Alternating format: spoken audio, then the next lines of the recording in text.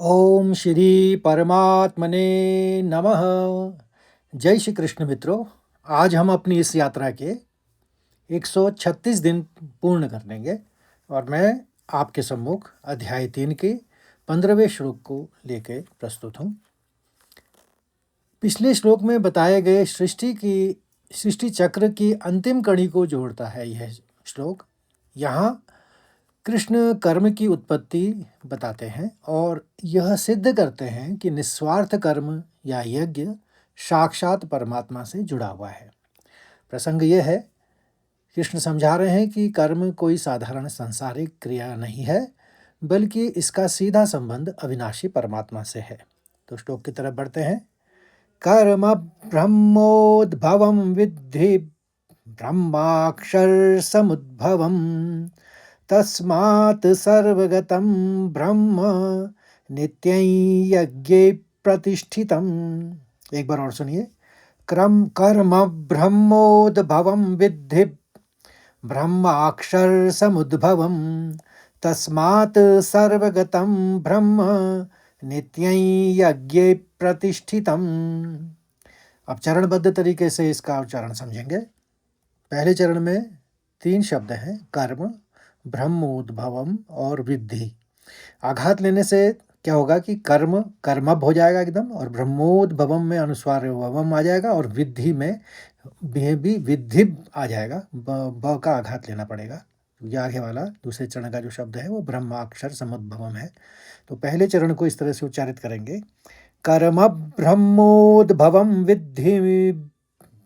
और दूसरे चरण में इसको ब्रह्माक्षर एक पढ़ लीजिए और समुद्भवम ब्रह्माक्षर समुद्भवम। तीसरे चरण को देखिए, यहाँ पर 2 शब्द हैं, तस्मात् सर्वगतम और ब्रह्म। तो इसको आघात लेते हुए तस्मात् सर्वगतम ब्रह्म। और चौथे चरण में 3 शब्द हैं, नित्यं यज्ञे और प्रतिष्ठितम। अनुस्वार लेते हुए नित्यं बोला, और यज्ञ में पौ का आघात लेते हुए यज्ञेप करा एकदम हस्व तरीके से, यज्ञेप। और प्रतिष्ठितम दोनों हस्व बोले जाएंगे, यानी छोटी की मात्रा है तो जल्दी बोला जाएगा, इसको हस्व बोलते हैं। तो नित्यं यज्ञे प्रतिष्ठितम। अब एक बार और सुनिए तो आपको ये श्लोक उच्चारित करना आ जाएगा। कर्म ब्रह्मोद्भवं विद्धि ब्रह्माक्षर समुद्भवम् तस्मात् सर्वगतं ब्रह्म नित्यं यज्ञे प्रतिष्ठितम्। अब इसके शब्दार्थ और भावार्थ को भी समझते हैं। कर्म कर्तव्य या को कहते हैं, और ब्रह्मोद्भवम, ब्रह्म वेद से उत्पन्न। ब्रह्म यहाँ पर वेद को कहा गया है। विद्धि जानो, ब्रह्म वेद, अक्षर समुद्भवम अविनाशी परमात्मा से उत्पन्न हुआ।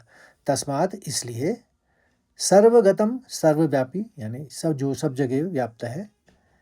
ब्रह्म यहाँ पर फिर परमात्मा के लिए आ गया नाम, पहले तो यज्ञ के लिए आया था। और नित्यम सदा ही, यज्ञ में यानी निस्वार्थ सेवा में, और प्रतिष्ठितम यानी स्थित है।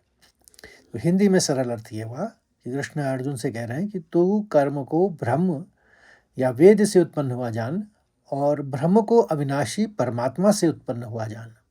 इसलिए वह सर्वव्यापी परमात्मा सदा ही यज्ञ या निस्वार्थ कर्म में प्रतिष्ठित रहता है।